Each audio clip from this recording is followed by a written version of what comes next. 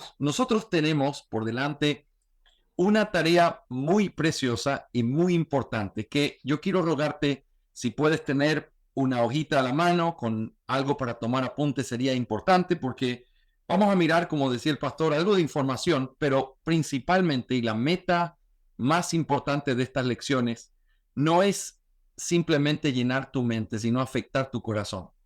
Yo quiero motivarnos que el estudio de eclesiología nos lleve a tener que tomar decisiones importantes para poder crecer, tomar nuestra responsabilidad y hacer de esta iglesia preciosa que ustedes tienen lo que el Señor quiere que la iglesia sea. Así que hemos orado ya, así que es mi responsabilidad comenzar en esta noche. Mis hermanos, algunas personas dicen con respecto a la eclesiología, Pastor Jorge, lo importante con respecto al estudio de la palabra de Dios es que uno predique el evangelio, es que uno enseñe las cosas que son importantes y las cosas esenciales. Y entonces dicen la eclesiología que si el pastor tiene toda la autoridad o si los hermanos tienen toda la autoridad o si hay una democracia, eso no es tan importante como el evangelio. Por lo tanto, no importa lo que la gente haga sobre esas doctrinas o sobre esa práctica. Yo quiero decirles algo bien importante al comenzar. Hermanos, es cierto que la eclesiología no es tan importante como el evangelio, porque el evangelio te salva o por el evangelio te condena si no lo crees. Y tú podrías tener una iglesia con mala eclesiología y aún así ser salvo. Estamos de acuerdo en que hay una distinción. Sin embargo, la eclesiología es parte de lo que el Señor Jesucristo ha revelado en su palabra y cuando nosotros no prestamos atención o no profundizamos en lo que Él nos ha mandado, estamos caminando de una manera incorrecta en algo que Él ha revelado. Para muchas personas no hay muchos detalles en el Nuevo Testamento sobre la iglesia y por eso tenemos libertad. Yo quiero desafiar esas ideas, quiero contradecirlas con la palabra de Dios en la mano y decirles que hay mucho que el Nuevo Testamento dice sobre la iglesia, que hay mucho que incluso puede regular nuestra forma de hacer iglesia, relacionarnos con los pastores, tomar nuestras responsabilidades, de manera que sí hay muchas cosas en las que tenemos que pensar y muchas cosas que el Señor ha ordenado. Así que, habiendo dicho eso, es cierto que la eclesiología no es el evangelio, pero es cierto que para cuando alguien es salvado por la gracia de Dios, el Señor quiere y ordena que se reúnan en cuerpos locales y que puedan ser enseñados en todas las cosas que Él ha ordenado. Y parte de eso es cómo debemos vivir como una iglesia local. Quiero decirte una cosa más a manera de introducción. Piensa en esto. Cuando alguien me dice, Pastor Jorge, tanto énfasis y tanto alboroto por la eclesiología, tengo que decir esto. No es simplemente un asunto doctrinal. La eclesiología es lo que hace la diferencia entre las ovejas de Cristo estando bien y siendo cuidadas y ovejas de Cristo sufriendo el maltrato o viviendo de una forma que el Señor no quiere. Así que no es simplemente una doctrina, no es simplemente algo que nosotros debemos creer o no. Es algo que tiene que ver con el bienestar de nuestras almas. No hace falta que nadie me conteste nada, pero quiero que escuchen esta pregunta. ¿Cuántos de ustedes han sufrido o han visto sufrir a otros por una mala práctica eclesiológica? Y personas que dicen, sí, no, el evangelio es lo importante, pero están completamente lastimados porque la práctica eclesiástica de sus iglesias locales no fue buena. Muchos de ustedes o de nosotros hemos venido de contextos de hombres autoritarios, de hombres que han hecho daño a la iglesia y que toman a la iglesia como si fuera suya. Y uno dice, esa gente está sufriendo. Entonces este tema es importante. Pero por el otro lado, también quizás muchos de nosotros venimos de iglesias donde se vive de una forma en la que pareciera que la iglesia tiene la autoridad máxima y se vive en una democracia tan sofocante, tan triste, tan antibíblica, que esas iglesias también sufren. Por lo tanto, que nadie piense, este tema no es importante. Hermanos, tiene todo que ver con la palabra de Dios, tiene todo que ver con el bienestar de las ovejas de Cristo y sobre todo, una iglesia bien organizada y una iglesia donde cada uno está haciendo lo que tiene que hacer, es una iglesia donde la gloria de Cristo es proclamada y donde se puede ver la belleza en una iglesia que es edificada. Así que, hermanos, este es un tema importante. Y como ya se dieron cuenta, es un tema que me apasiona, que es un tema el que trato de enseñar constantemente, porque creo que es importante saber que no es solo una doctrina, es lo que el Señor quiere para sus ovejas. Vamos a empezar considerando en esta noche, yo sé que hablamos de esto la vez que estuve con ustedes en marzo del año pasado, pero quiero volver a repisar algunos de los temas importantes y por supuesto ahora con el tiempo que tenemos, poder expandir mucho más algunos criterios y sobre todo algo que me llama mucho la atención, la oportunidad de poder escuchar sus preguntas y tratar de contestar con la palabra del Señor algunas de las preguntas que pudieran haber con respecto a este tema. Quiero invitarles a todos a abrir conmigo su Biblia y ese va a ser nuestro pasaje central en esta clase de esta noche, Mateo capítulo 16. Mateo capítulo 16. Voy a centrarme en el versículo 19, ahí donde voy a hacer la base de nuestra reflexión y nuestra exposición, pero quiero que vean conmigo desde el versículo 13, que es el contexto inmediato de nuestro pasaje. Mateo capítulo 16, versículo 13 en adelante. Dice la palabra del Señor en Mateo capítulo 16, versículos 13 en adelante. Cuando llegó Jesús a la región de Cesarea de Filipo, preguntó a sus discípulos diciendo, ¿quién dicen los hombres que es el Hijo del Hombre? Y ellos dijeron, unos Juan el Bautista y otros Elías, pero otros Jeremías o uno de los profetas. Él les dijo, ¿y vosotros quién decís que soy yo? Respondiendo Simón Pedro dijo, tú eres el Cristo, el Hijo del Dios viviente. Y Jesús respondiendo le dijo, bienaventurado eres Simón, hijo de Jonás, porque esto no te lo reveló carne ni sangre, sino mi Padre que está en los cielos. Yo también te digo que tú eres Pedro, y sobre esta roca edificaré mi iglesia, y las puertas del Hades no prevalecerán contra ella. Yo te daré las llaves del reino de los cielos, y lo que ates en la tierra será atado en los cielos, y lo que desates en la tierra será desatado en los cielos. Aquí termina este pasaje maravilloso que tiene, sin lugar a dudas, es el pasaje central en los temas eclesiológicos. ¿Y por qué digo eso? Porque, hermanos, en este pasaje se revela que el Señor Jesucristo entrega autoridad y el poder de las llaves a alguien, en este caso a Pedro, y ya lo vamos a analizar.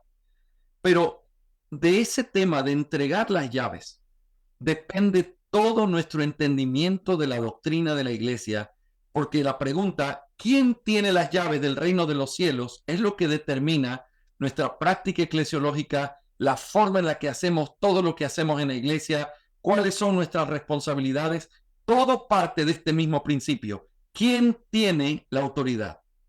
Por eso este pasaje ha sido un pasaje debatido, en conflicto a través de los siglos, porque ha habido diferentes posturas sobre esto. Antes de meternos en la discusión, hablemos un poco del contexto. El Señor Jesús tenía mucha gente que lo seguía, muchos venían a veces por razones equivocadas, muchos venían a ver porque había grandes alborotos, la multitud lo seguía, y entonces la gente comenzaba a tener diferentes pensamientos de quién era Él. Y Él pregunta a sus discípulos en un momento muy importante en el que les iba a revelar lo que nosotros ya hemos leído. Pero como contexto pregunta, ¿quién dice la gente que yo soy? Y ellos comienzan a responder, bueno, Juan el Bautista, Elías y quizás alguno de los profetas. Y lo que esto significa es que el pensamiento que tenían de Jesús era ciertamente un pensamiento importante, elevado, que tenía que ver con mirar al Señor Jesús como alguien, incluso quizá un profeta reencarnado, porque su forma de ser no era de ese siglo, no era de ese tiempo, tienes que venir de algún otro lado, pero tú no eres como cualquier hombre, esa es la idea. Sin embargo, ninguno de ellos tenía una opinión apropiada y por eso el Señor cambia y pregunta directamente, como Él sabía hacerlo con tanta sabiduría, ¿y quiénes dicen ustedes que yo soy? El gran Pedro, que es conocido por esas respuestas rápidas, aquí el Señor lo direccionó porque el Señor dice que esa respuesta vino por parte del Padre también, revelándosela a Pedro. Pedro responde, tú eres el Cristo, el Hijo del Dios viviente. La respuesta que tiene Pedro con respecto a quién es el Señor es mucho más elevada y es una respuesta correcta porque no tiene que ver con que es simplemente un profeta o un hombre enviado por Dios o un elegido de Dios. Es el profeta, el escogido de Dios, aquel que había de venir, el Mesías. Y por eso es tan visto de una manera tan importante el hecho de lo que Pedro responde, que el Señor Jesús le dice, y tú eres Pedro, y esto no te reveló ni carne ni sangre, sino mi Padre. Y entonces empieza la descripción importante de los versículos 18 y 19 que han sido el enfoque de muchos debates. El versículo 18 empieza diciendo, yo también te digo que tú eres Pedro y sobre esta roca edificaré mi iglesia y las puertas del Hades no prevalecerán contra ella. Esa primera realidad, lo primero que se expone es el hecho de que la iglesia sería edificada sobre Pedro como un apóstol, pero también sobre Pedro bajo lo que él ha dicho confesionalmente. Esto ha sido malinterpretado profundamente por la Iglesia Católica Romana, diciendo que Pedro por eso es el primer papa, lo cual es erróneo absolutamente. Pedro está aquí en representación de los apóstoles porque la iglesia es levantada sobre el fundamento de los apóstoles, pero no solo de los apóstoles como personas, sino bajo la confesión que Pedro está haciendo de manera apostólica, guiado por el Padre. Por lo tanto, la iglesia se edifica sobre el fundamento que es Cristo, Cristo el Mesías, pero sobre ese fundamento que son los apóstoles quienes iban a poner la base sobre la que todo ese edificio iba a ser levantado. Así que aquí encontramos algo en lo que podríamos meditar por horas y mirar todas las implicaciones que esto tiene. Entre ello, el hecho de que el Señor prometió que su iglesia nunca iba a desaparecer, sino que Él prometía que las puertas del Hades no iban a prevalecer contra ella. Esto, por supuesto, no es una promesa a una iglesia local en particular, sino a la iglesia universal. Porque las iglesias locales pueden desaparecer, se pueden convertir en sinagogas de Satanás, pueden desviarse de la doctrina de tal manera que simplemente un día ya no están. Y la historia se ha encargado de mostrar que eso es cierto.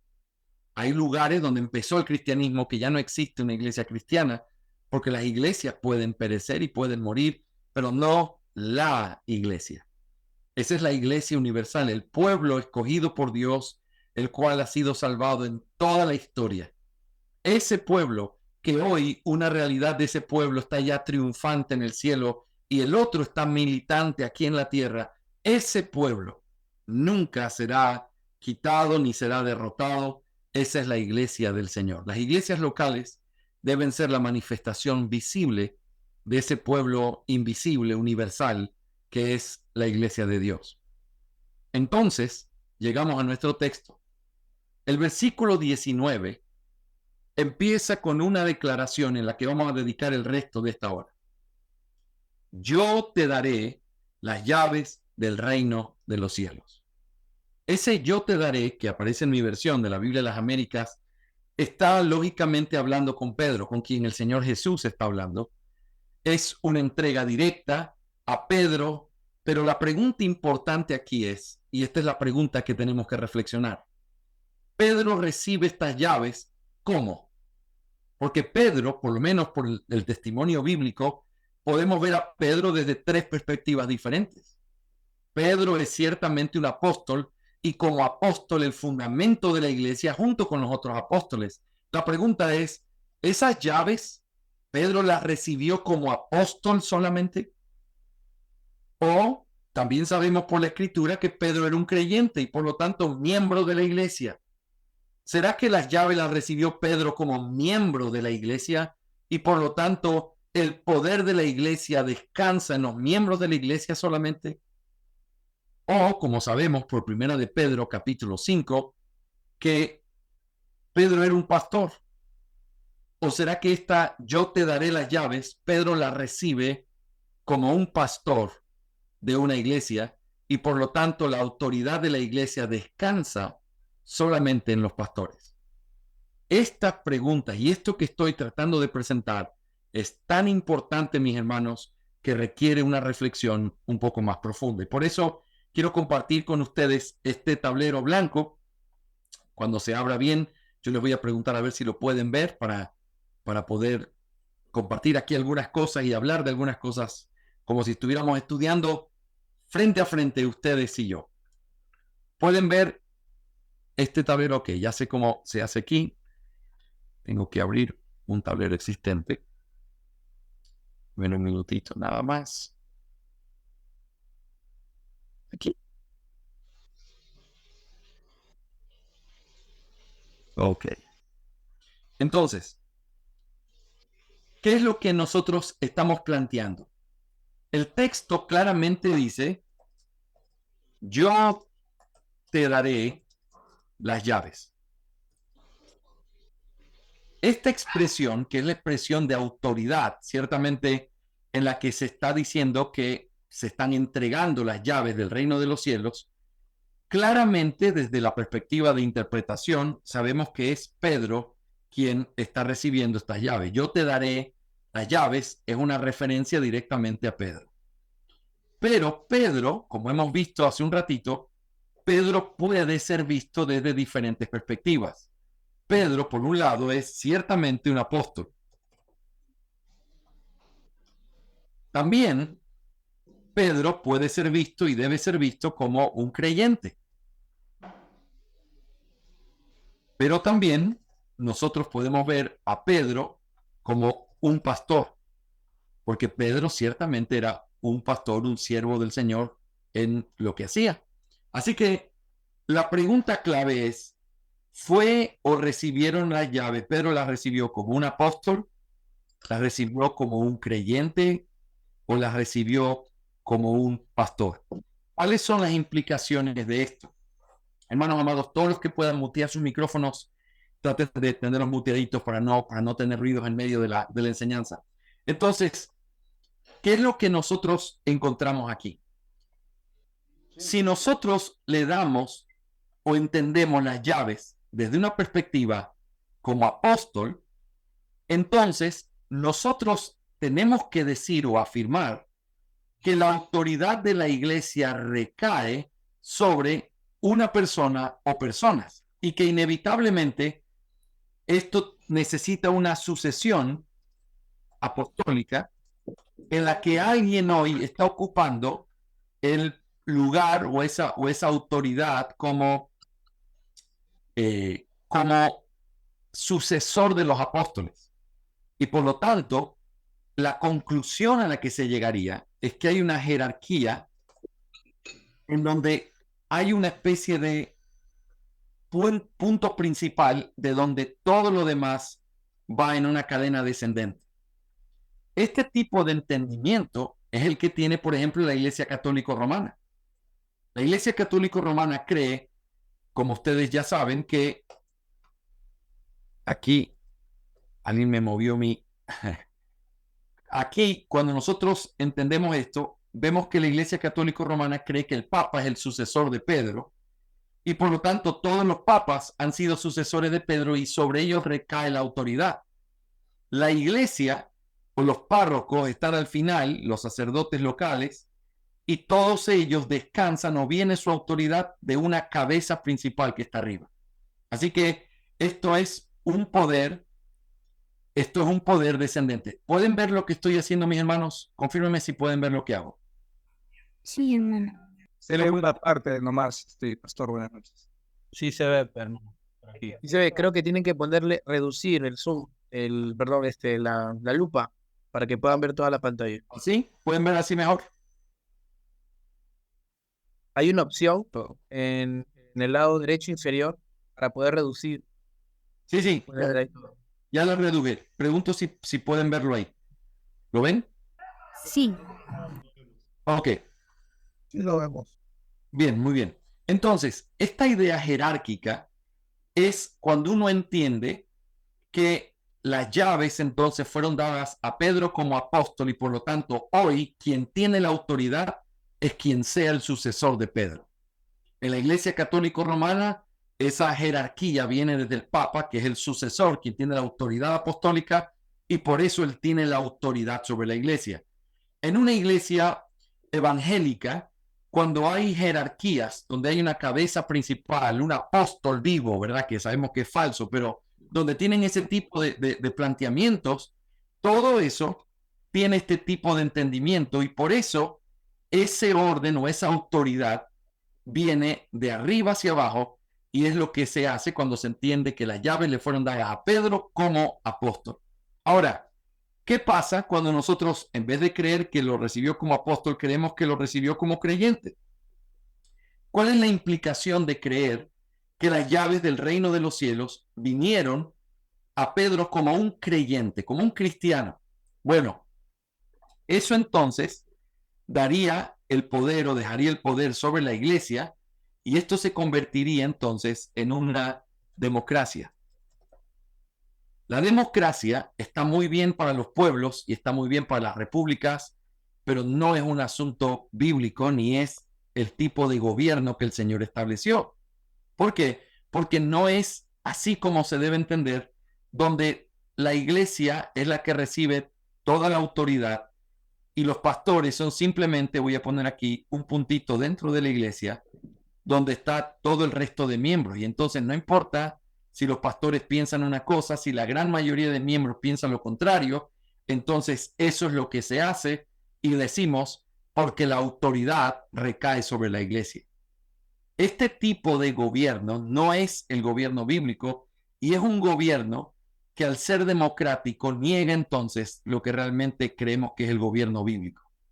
No es una democracia, no es lo que la mayoría piensa, no es que los pastores no tienen ninguna autoridad, sino el mismo voto que cualquier otro miembro y que aquí se hace según la mayoría. Ese tipo de gobierno que también ha sido muy usado en la historia es un gobierno que no es un gobierno apropiado porque cae dentro de pensar que las llaves vinieron a Pedro solo como creyente. Pero luego podemos argumentar también que Pedro las pudo haber recibido como pastor. ¿Por qué como pastor? Porque Pedro dice la Biblia que él era pastor juntamente con otros. Por lo tanto, como pastor, él pudo haber recibido las llaves. Si eso fuera así, entonces lo que nosotros tenemos que tener en la iglesia es solamente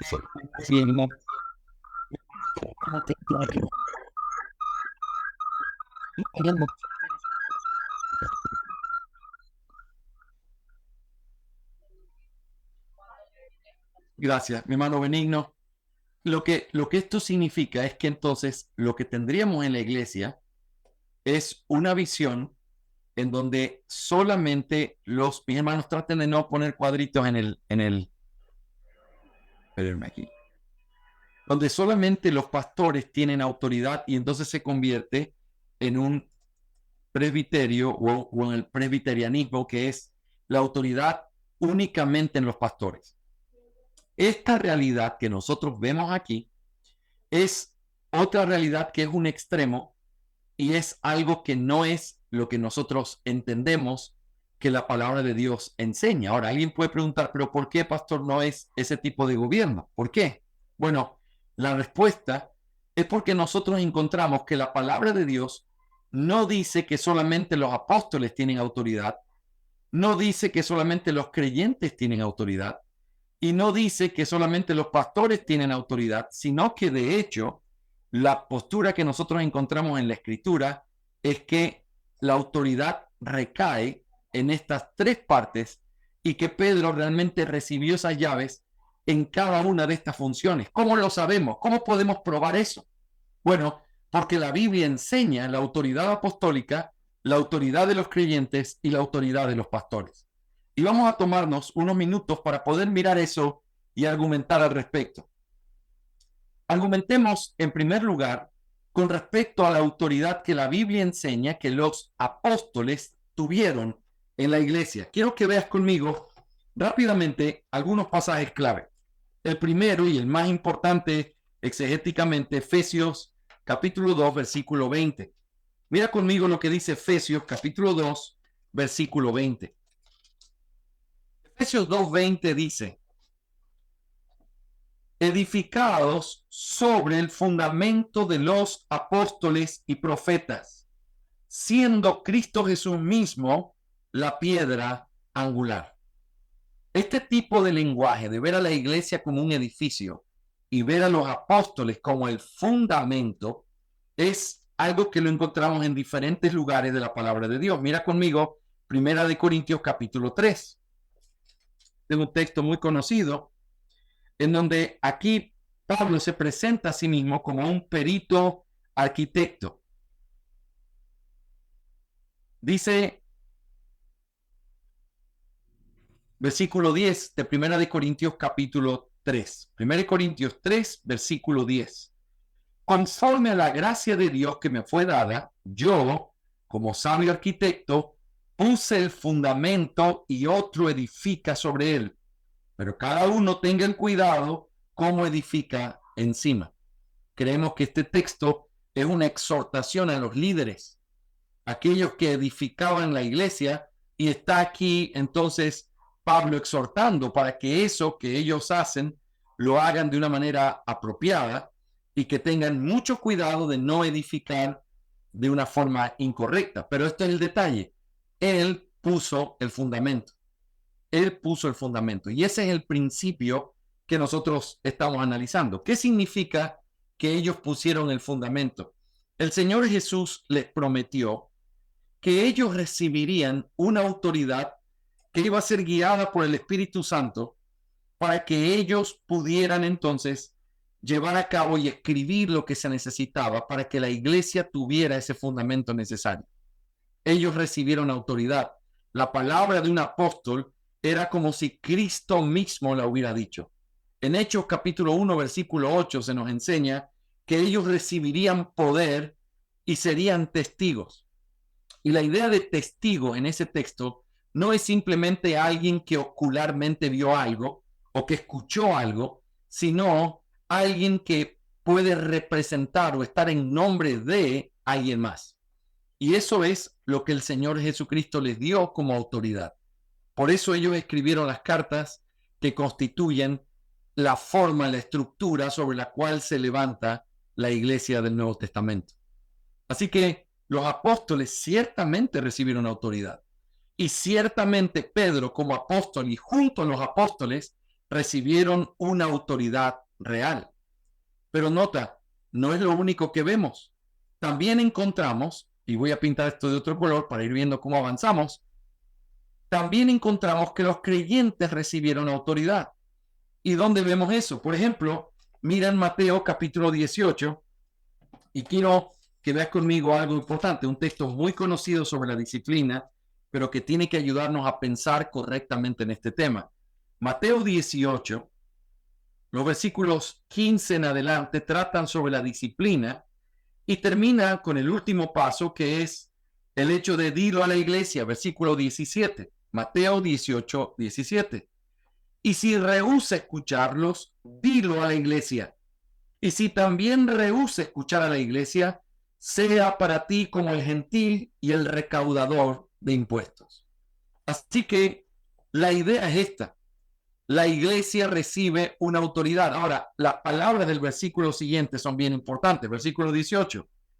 En verdad os digo, todo lo que atéis en la tierra será atado en el cielo, y todo lo que desatéis en la tierra será desatado en el cielo. Es un pasaje paralelo con Mateo 16, que es nuestro pasaje, en donde inmediatamente después de decirle a Pedro, yo te daré las llaves del reino, le dice, y lo que ates en la tierra será atado en los cielos.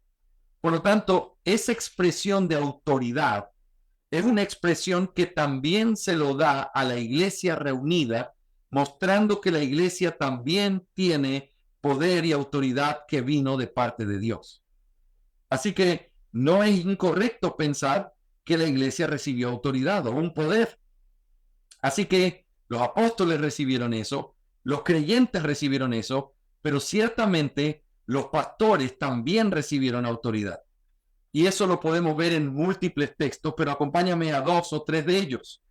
Hebreos capítulo 13, quiero que veas conmigo en Hebreos capítulo 13, es un texto clave para la teología pastoral, el versículo 17.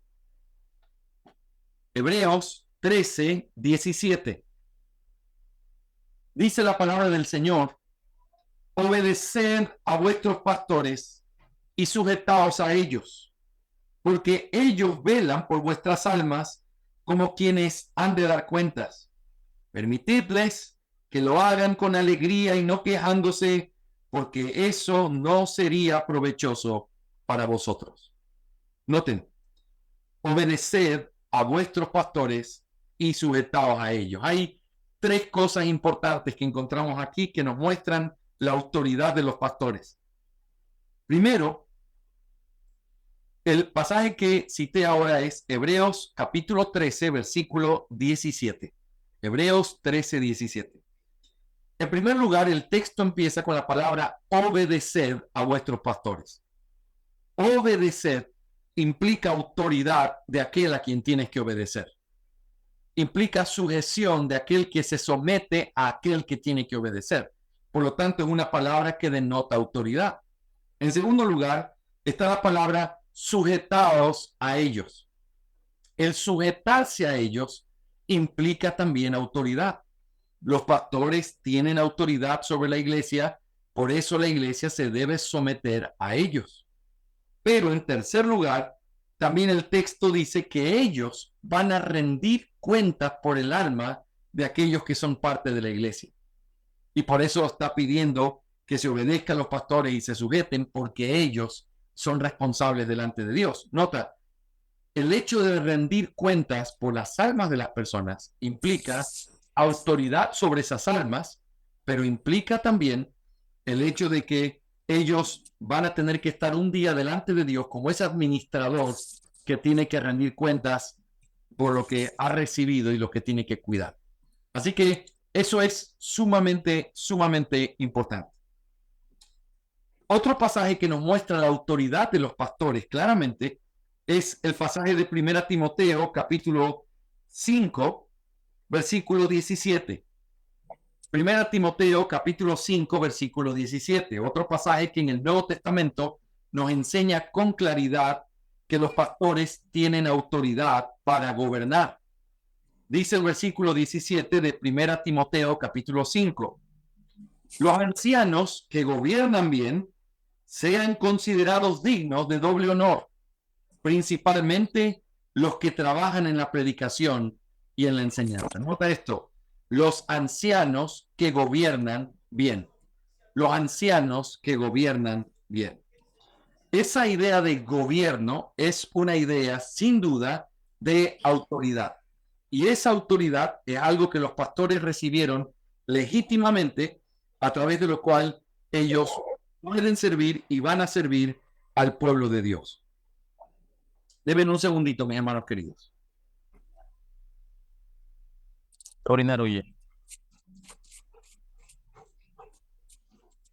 Menki. Míralo. Continúa, mi hermano Samael, está abierto tu micrófono, mi hermano querido. Entonces, ¿qué es lo que nosotros podemos mirar aquí y cuáles son las ideas claves que encontramos aquí? Hemos visto claramente que los apóstoles, los creyentes y los pastores han recibido autoridad que viene de parte de Dios, porque el Nuevo Testamento claramente lo enseña. Y esa verdad bíblica es algo que nos permite saber que Pedro recibió las llaves entonces como apóstol, como creyente y como pastor. Pero esto levanta una pregunta bien importante que la hemos hecho, la hemos tratado, pero quiero volver a tratarla para que todos estemos claros al respecto. Si los apóstoles recibieron autoridad y los creyentes recibieron autoridad y los pastores recibieron autoridad, entonces, ¿hay una lucha de autoridad en la iglesia? ¿Hay un problema de entonces cómo se tiene que llevar las cosas dentro de la iglesia? Y la respuesta es no. No hay una lucha de autoridad, sino que cada una de estos poderes o autoridad recibida tiene y ocupa un lugar específico dentro de lo que Dios le ha dado a la iglesia. Y eso entonces me permite avanzar con un gráfico que se los enseñé cuando estuve allá con ustedes, pero que vamos a tratar de ponerlo aquí para entenderlo correctamente.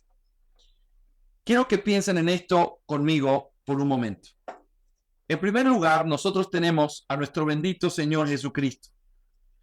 Cristo, que es el dueño, amo absoluto de su iglesia, es el único que tiene autoridad soberana en la iglesia. Voy a escribir aquí autoridad soberana.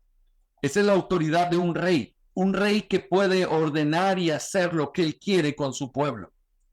Solo él tiene esa autoridad y por eso vamos a poner una línea aquí para mostrar que por encima de esta línea solo está Cristo y solamente él tiene esta autoridad soberana. Pero claramente vemos que Cristo entrega esas llaves a los apóstoles. Al entregarle la llave a los apóstoles, esa autoridad es diferente de la autoridad que tiene Cristo. Porque Cristo es el único que tiene esa autoridad soberana. Los apóstoles recibieron una autoridad que podríamos llamar, déjenme poner aquí como una flechita, esa autoridad la podríamos llamar una autoridad ministerial. Pasada esta línea que está aquí, voy a poner aquí abajito, hay una autoridad ministerial. ¿Qué significa eso? Una autoridad ministerial es una autoridad para hacer cumplir lo que el rey ha ordenado. Piensa conmigo por un momento. Piensa en alguien que tiene, en un rey que envía a su emisario a proclamar una ley en un pueblo. Ese emisario que va con un papel antiguo y se para delante de todos, dice: escuchad, pueblo, el rey ha mandado a decir, y lo que él lee tiene la autoridad real. Y lo que él está diciendo lo tiene con esa autoridad que viene porque son las palabras del rey. Y ese que ha sido enviado va en la autoridad real, pero escúchame bien, él no puede cambiar lo que dice ese edicto, ni puede cambiar lo que el rey manda a decir. Su autoridad está en función de hacer cumplir lo que el rey ha mandado. Mis hermanos queridos, hay micrófonos abiertos, ciérrenlos por favor. Cuando nosotros, hermana Isabel, su micrófono está abierto. Cuando nosotros pensamos en la idea de Cristo y los apóstoles, tenemos esa realidad. Así. Pastor José Luis, si quieres, puedes hacerme administrador y yo puedo mutear. Cuando alguien habla, lo muteo de una, porque yo puedo ver aquí cuando alguien habla, así puedo mantener el orden. Yo sé que a veces sin querer uno se mete y se prende el micrófono y uno no se da cuenta, pero solamente es para poder mantener el orden y escuchar con claridad la clase. Hermanos, la autoridad de Cristo es soberana, la autoridad de los apóstoles es ministerial. La autoridad de Cristo la entrega a los apóstoles, pero al pasar esta línea, por decirlo así, pasa, pero con una autoridad limitada, como la autoridad de alguien que es enviado o comisionado por ese rey. Ahora, los apóstoles reciben esa autoridad en primer lugar, porque esa autoridad ellos la recibieron de las manos de Cristo, y por eso nosotros vemos a apóstoles expulsando a personas y llamándoles falsos hermanos. O encontramos a los apóstoles y en su autoridad bautizando personas. O encontramos apóstoles en toda esa autoridad determinando qué se debía hacer en la iglesia porque recibieron eso de parte de Cristo. Pero después de que los apóstoles salen de escena, y vamos a hacer aquí otra línea un poco más pequeñita para no confundirnos, y la voy a pintar de otro color. Cuando los apóstoles salen de escena, porque su ministerio termina, porque cumplen lo que Cristo les ordena, entonces entran en escena los pastores y también los miembros de las iglesias. Los pastores y los miembros ahora reciben lo que los apóstoles tenían por sí solos. esa autoridad ministerial que ellos recibieron y que descansaba sobre su pecho, por decir así, ahora, cuando ellos salen de escena, esta autoridad entonces es entregada y compartida en los miembros y los pastores. Imagínate si tuviéramos una llave. Los apóstoles recibieron 2 llaves, pero los apóstoles al salir de la escena entregan esas llaves a los miembros y a los pastores. De manera que lo que antes un apóstol podía hacer solo, ahora los miembros necesitan a los pastores para hacerlo y los pastores necesitan a los miembros para hacerlo. Esto es una de las cosas más importantes teológicamente que nosotros podemos aprender.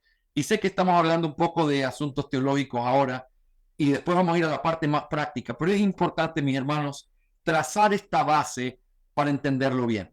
Quiero que me permitas hacer una distinción más aquí en esta línea roja que puse. La iglesia vivió 2 periodos de tiempo diferentes. Vamos a llamarle un tiempo o un periodo extraordinario y vamos a llamar al otro un periodo ordinario. Voy a ponerlo aquí abajito de esta línea. ¿Qué quiero decir con eso? El tiempo de los apóstoles es un tiempo extraordinario, es un tiempo en el que se está estableciendo la base, el fundamento de la iglesia. Pero cuando salen los apóstoles, terminan en la iglesia la época extraordinaria y le da paso a un periodo ordinario. ¿Qué significa eso? Y esto es ilustrado en la palabra de Dios con la idea de un edificio. Un edificio tiene 2 etapas, tiene muchas más, pero 2 principales. La primera es cuando se hace el fundamento. Cuando tú haces el fundamento de un edificio, tú entonces empleas cierto tipo de ingeniería, cierto tipo de maquinaria, se utiliza cierto tipo de herramientas, pero ya cuando has puesto el fundamento sobre el que vas a levantar el edificio, pasas a la siguiente etapa, que es la edificación del edificio. Y en esa edificación, lo que tú necesitas es diferente a lo que necesitaste antes. Ahora necesitas bloques, cemento y algunas cosas así que vas a necesitar para poder construir correctamente o edificar correctamente sobre ese fundamento. Por lo tanto, eso es lo que pasó en el tiempo de la iglesia. Los apóstoles vivieron en una época extraordinaria. Ellos fueron los que pusieron el fundamento. Lo que sucedió en ese momento de la construcción es algo irrepetible porque ellos vinieron con dones especiales, con cosas especiales, con una autoridad especial para poder poner ese fundamento. Pero en el momento que el fundamento fue terminado, entonces se dio paso a una edificación de la iglesia. Y en la edificación de la iglesia, entonces ahora tenemos una época ordinaria, donde tenemos pastores, ya no apóstoles, sino pastores, donde ya no tenemos enviados universales, sino que tenemos pastores locales. Y esa diferencia es clave para entender las llaves del reino de los cielos. ¿Por qué nosotros entendemos o vemos esto de esta manera? Porque creemos que esta es la forma correcta de interpretar el libro de Hechos, por ejemplo. Muchos hermanos presbiterianos, al considerar la eclesiología, ellos dicen, sí, pero es que yo veo en Hechos 15 que ahí había una autoridad sobre la iglesia y lo que ellos decidieron lo mandaron sobre toda la iglesia y todos acataron. Así que debe haber un gobierno presbiteriano donde un grupo de ancianos manden sobre las iglesias que ellos representan. Cuando uno interpreta ese texto así, lo está interpretando en el lugar incorrecto. Porque ese texto no está hablando del periodo ordinario, sino extraordinario. En ese periodo había apóstoles en la tierra. En ese periodo habían pastores universales de la iglesia. Pero hoy ya no los tenemos. Entonces no podemos aplicar eso como si fuera la regla de gobierno, cuando en realidad hoy vivimos en una época ordinaria, en donde las iglesias pueden trabajar juntas, pero no hay un orden o una jerarquía sobre las iglesias, sino que las iglesias trabajan como iglesias hermanas. Todo esto que estoy diciendo, mis hermanos queridos, es exégesis, es la forma de interpretar la palabra de Dios, y por eso creemos que esta es la manera correcta en la que las llaves del reino de los cielos fueron establecidas. Las llaves fueron establecidas para poder entender correctamente el hecho de que Cristo ordenó, mandó sobre su iglesia este orden y en este tiempo. Así que la pregunta no es si la autoridad lucha entre sí, la pregunta es cómo funciona la autoridad. Y estamos viendo que en primer lugar los apóstoles ejercieron esa autoridad y ahora los miembros y los pastores ejercen esa autoridad. Hermanos, quiero hacer una ilustración más con respecto a esto para poder aclarar un poquito más este tema o hacerlo de una manera diferente. Quiero que piensen en este gráfico que voy a hacer ahora.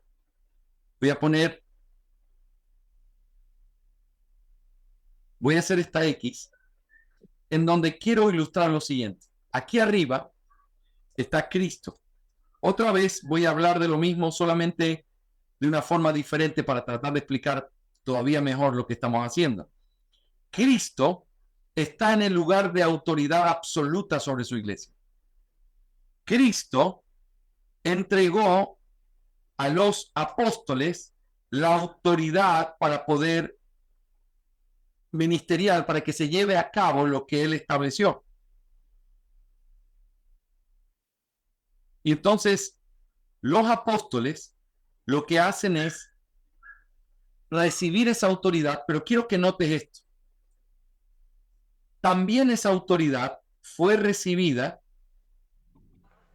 por los pastores y por el otro lado, como ya vimos, también los miembros.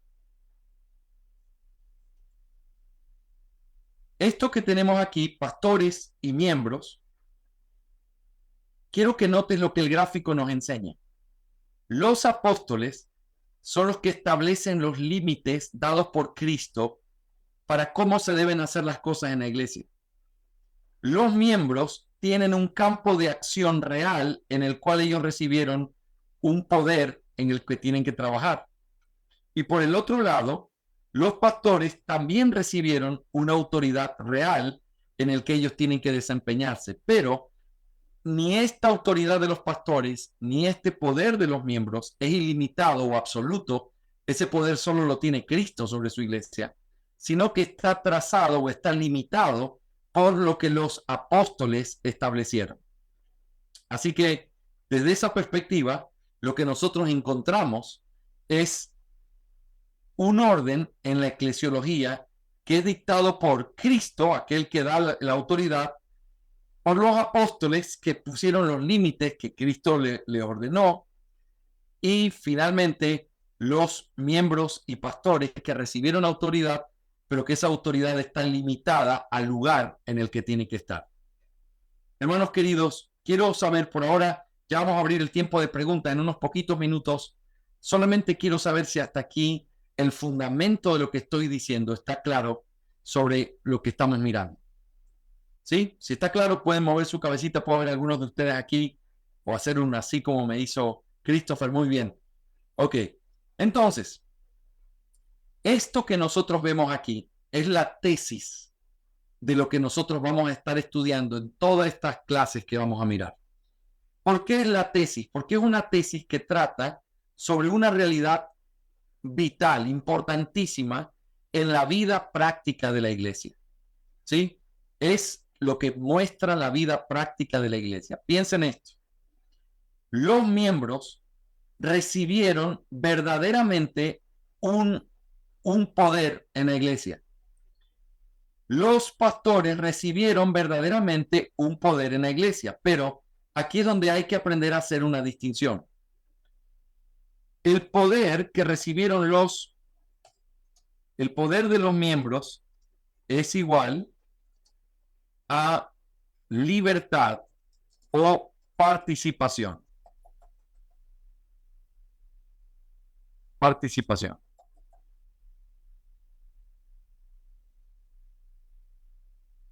Así que el poder que recibieron los miembros es igual a libertad o participación. Y ya voy a explicar qué significa eso. Y el poder que recibieron los pastores se llama autoridad o gobierno. Noten que aquí estamos ya clasificando y siendo cuidadosos con las palabras. No hablamos de la autoridad de los miembros, sino del poder de los miembros. ¿Por qué? Porque la autoridad la recibieron los pastores y la autoridad está conectada con el gobierno. El poder que los miembros recibieron es un poder que está conectado con la participación o la libertad que ellos tienen de participar en la vida de la iglesia. En otras palabras, el poder que la iglesia recibió es la de poder observar, participar, comprobar que lo que Cristo ha mandado se está cumpliendo. Y el poder que recibieron los pastores es la autoridad para hacer que se cumpla lo que Cristo ha mandado. Nota que en ambos casos, este poder o esta autoridad está conectada con Cristo. Los miembros, vuelvo a repetir, recibieron poder para ver, comprobar que lo que Cristo ha mandado se está cumpliendo en la iglesia. Y los ancianos recibieron autoridad, o los pastores recibieron autoridad para ver o hacer que se cumpla lo que Cristo ha mandado. Por eso, no hablamos de una autoridad infinita o absoluta de ninguno de los miembros ni ninguno de los pastores, porque su poder está conectado con lo que Cristo ha mandado y su autoridad está conectado con lo que Cristo ha mandado. Entonces, desde esa perspectiva, mis hermanos queridos, es donde una iglesia debe funcionar ordenadamente. Cuando nosotros hablamos de las cosas en la vida de una iglesia, voy a mencionar rápidamente, porque vamos a desarrollar esto en las próximas clases, pero voy a hablar de 4 cosas que son lo que sucede o pues, las responsabilidades que tiene una iglesia que vivir o cumplir. Por ejemplo, la elección de oficiales, que son pastores y diáconos. Esto es una parte importante de la vida de una iglesia. Otra parte importante de la vida de una iglesia es el reconocimiento de creyentes. Y esto es aceptarlos en la membresía.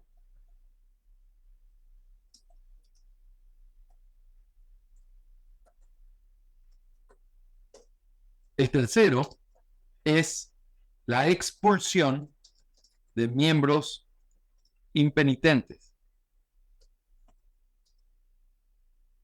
Y en cuarto lugar es la relación con otras iglesias.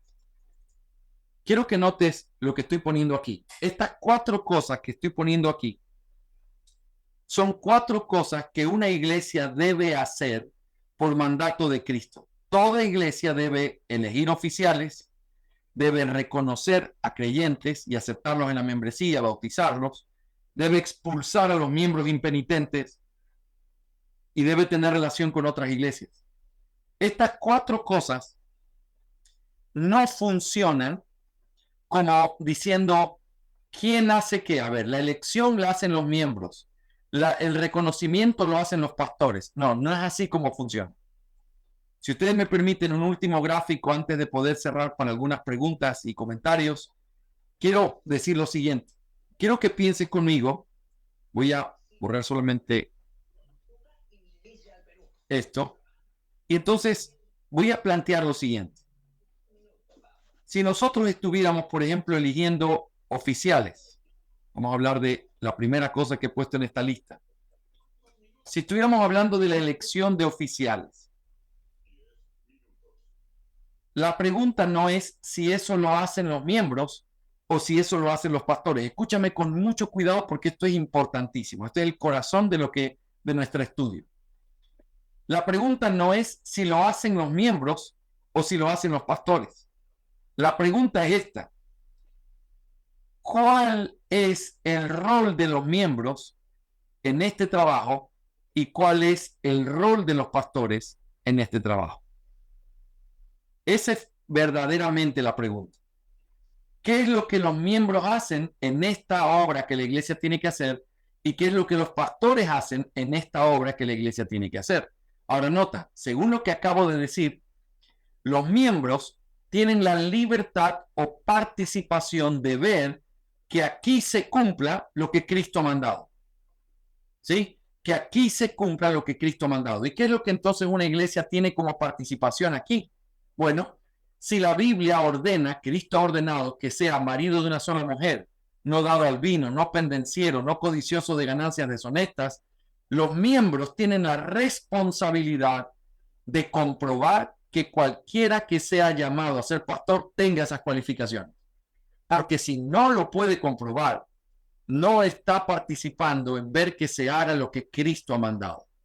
Por eso, si un pastor solo es elegido por los pastores y la iglesia no comprueba eso, entonces hay algo que está roto en ese principio. Pero por el otro lado, si tú tienes una iglesia que dice nosotros queremos, no importa lo que diga nuestro pastor, y solamente ellos lo escogen, hay otro brazo que está roto, porque no es así como funciona. La pregunta no es quién lo hace, la pregunta es qué le toca a cada uno, porque los dos tienen participación en eso. La iglesia comprobando que se haga bíblicamente y los pastores liderando y gobernando para que se haga bíblicamente. Así que al final no es la voluntad de los pastores o la voluntad de los miembros, sino la voluntad de Cristo. Y lo que Cristo quiere, la iglesia debe comprobar que se está haciendo y los pastores deben guiar al pueblo para que se haga lo que Cristo ha mandado. Por eso no podemos escoger pastores si no hay una iglesia que pueda participar en esa elección, conociendo a esos candidatos, sabiendo que cumplen con los requisitos. Y tampoco podemos elegir esos pastores si simplemente hacemos votaciones como en el mundo, donde cada uno se promociona y no se escucha el consejo o la dirección de los pastores en quién debe ser escogido y por qué. Por lo tanto, esto es una parte importantísima de la vida de nuestras iglesias locales. Doy un último ejemplo y con esto sí terminamos por hoy. Hablemos del reconocimiento de creyentes para aceptarlos en la membresía. Quiero que piensen en esto. Esta es otra de las cosas que una iglesia tiene que hacer. El reconocimiento de creyentes para poder aceptarlos en la membresía. ¿Ok? Este reconocimiento de creyentes es algo que también nos volvemos a preguntar. No es si lo hacen los miembros o si lo hacen los pastores. Esa no es la pregunta. La pregunta es, ¿qué parte tienen los miembros y qué parte tienen los pastores? Cuando hablamos de la parte de los miembros tienen la responsabilidad de comprobar que los que sean recibidos en la membresía sean creyentes. ¿Y cómo se puede saber eso? Por su testimonio, por su profesión de fe. Y entonces, ¿qué es lo que eso significa? Que la iglesia está activa, está viva en el recibimiento de nuevos miembros.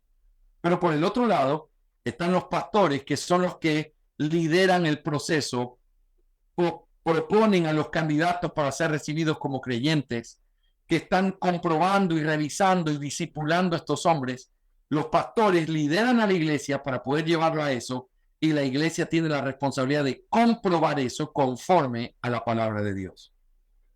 Estas 4 cosas son la esencia de lo que una iglesia hace, y esas 4 cosas son de la misma manera. No es quién lo hace, sino cuál es la participación de los miembros y qué autoridad tienen que ejercer los pastores para que eso se pueda llevar a cabo. Hermanos, como les dije, esa es la tesis principal de nuestra eclesiología, que la autoridad no descansa solo en los miembros o solo en los pastores, sino que en realidad el poder se reparte en la participación de los miembros y la autoridad de los pastores. Y de esa manera, entonces se vive un gobierno congregacionalista, que es lo que estamos enseñando o de lo que estamos hablando. La libertad de los miembros y la autoridad de los pastores. ¿Ok? Muy bien. Sé que he dicho muchísimas cosas en esta noche con mucha información, pero quiero preguntar si estamos claros antes de poder dar algunas implicaciones importantes que afectan cierta manera nuestra vida. ¿Por qué? ¿Y qué pasa que las cosas sean así? ¿Sabes qué pasa? Que entonces en la iglesia nosotros no somos asistentes solamente. Nosotros tenemos una participación y una responsabilidad real. Y si eso es así, tú no puedes ser un enano espiritual ni un atrofiado en tu vida espiritual. Tienes que esforzarte por crecer. porque esa es nuestra responsabilidad. ¿Te das cuenta de lo que esto implica? En una eclesiología como la que nosotros entendemos, que según nuestra confesión de fe y según nuestro legado bautista, nosotros no, la oficina más importante y la cabeza más importante no es solo la de los pastores.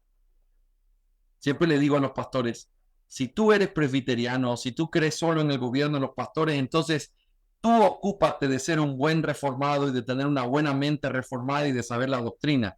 Pero si tu iglesia es una iglesia bautista, preocúpate que lo que tú tienes en tu mente también los miembros lo conozcan y lo sepan y lo aprendan, porque tienen que aplicarlo en su responsabilidad y en su participación como miembros de la iglesia. Hermanos, nuestra membresía es una membresía activa, pero no para ser caprichosos, no para que se haga lo que yo quiero porque a mí me parece, porque así hemos hecho siempre. No, no, no, no. Porque aquí importa muy poquito nuestra tradición, nuestra cultura, lo que nosotros somos. Aquí lo único importante es qué es lo que Cristo quiere y qué es lo que Cristo ha mandado. Y por lo tanto, eso es lo que yo tengo que aprender, eso es lo que yo tengo que saber para poder comprobar y con limpia conciencia decir, amén, pastor. Ese hombre es un creyente verdadero. Yo he pasado tiempo con él. No es perfecto, tiene problemas, pero es un hombre que ha confesado y que vive tratando de ser fiel a lo que dice. Pastor, él es un creyente. Yo he participado en comprobar eso. ¿Ves? Diferente a decir, yo no voto porque yo no lo conozco. Es que la verdad es que yo no lo conozco.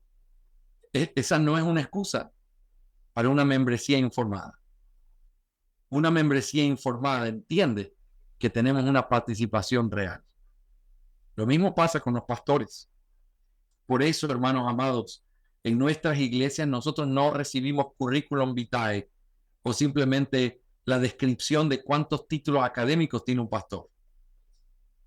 Para que un pastor sea un pastor y sea reconocido como un pastor, la iglesia debe participar en comprobar que ese hombre cumple con esas cualificaciones. Así sea, y ya lo vamos a ver más adelante, en forma de semilla, pero las tiene que tener. Y esa es nuestra responsabilidad. Por eso es tan importante entender estos asuntos, porque todos nosotros nos quedamos sin excusa y tenemos que participar en este trabajo. ¿Sí? Esa es la tesis de lo que vamos a estar estudiando en las próximas lecciones también. Siempre te voy a terminar exhortando y animando y diciéndote, oye, no te puedes quedar del mismo porte, hay que crecer, hay que avanzar, tenemos que seguir avanzando en nuestra vida cristiana, porque de eso se trata la iglesia. Pero por el otro lado, hermanos, qué gozo cuando una iglesia entiende estos principios y trata de ponerlos en práctica. Cuando un miembro, un hombre, una mujer dicen, entiendo lo que Dios espera de mí, yo quiero ser el mejor miembro de esta iglesia, no como competición, sino como diciendo, voy a poner lo mejor de mí para poder hacer lo que Dios me ha dado y ha puesto en mis manos para hacer. Comprobar, participar, observar que se esté haciendo lo que Dios quiere. Déjame darte un ejemplo final antes de abrir preguntas, ¿ok? Piensa en la disciplina eclesiástica. En la disciplina eclesiástica se necesita también la participación de la iglesia. No se puede disciplinar simplemente diciendo, hermanos, el hermano Christopher suyo, perdóname Christopher que tome tu nombre, ha sido disciplinado y expulsado de esta iglesia. Nadie puede hablar con él porque ya nos encargamos de eso los pastores. No se puede hacer eso. ¿Por qué no? Porque aunque amamos a nuestros pastores y debemos respetarlos y honrarlos, nuestra responsabilidad es comprobar que el proceso que se ha llevado a cabo es bíblico y que verdaderamente Christopher no se está arrepintiendo y que verdaderamente se le ha llamado la atención en el proceso bíblico, se le habló en privado, luego con otros testigos y luego delante en la iglesia y no se arrepintió con dolor en el alma porque amamos a los hermanos. Vamos a tener que decir otra vez Christopher, perdóname, solo es estoy estando tu nombre, ¿no? Porque te conozco. Levanta la mano y dice, con el dolor de mi alma, amo a Christopher, pero él no se ha arrepentido de su pecado, realmente está actuando como si no fuera un creyente. Y entonces se da la sentencia gentil y publicana. ¿Ves? Pero es con la participación de la iglesia, no para que se haga lo que la iglesia dice, porque lo que se debe hacer es lo que Cristo dice, sino para que la iglesia compruebe y con paz en su conciencia, aún con lágrimas en los ojos, pueda decir, se ha hecho la voluntad de Dios en nuestra iglesia. ¿Me hago entender, mis hermanos? No vivimos amarrando nuestra conciencia, sino haciendo que nuestra conciencia sea fiel a lo que la palabra de Dios dice. Y por eso es tan importante que ustedes sepan esto. Estamos en un proceso hermoso con el pastor. Estamos caminando para tratar de revisar esa política, hacerla más bíblica en las cosas que podemos mejorarla. Y ustedes van a tener preciosos días por venir. Voy a tener el gozo de abrazarlos en marzo, Dios mediante. Pero piensen en esto. Este estudio no valdría para nada la pena si tú entiendes muchas cosas ahora más de eclesiología, pero no asumes tu papel. Si eres un miembro de esta iglesia, estas cosas tienen que pesar en tu conciencia. No puedes no estar en medio de lo que se hace, orando por lo que se hace y comprobando a través de tu participación, comprobando que se está haciendo bíblicamente lo que se hace en la iglesia. Hermanos amados, con esto cierro nuestra clase de hoy.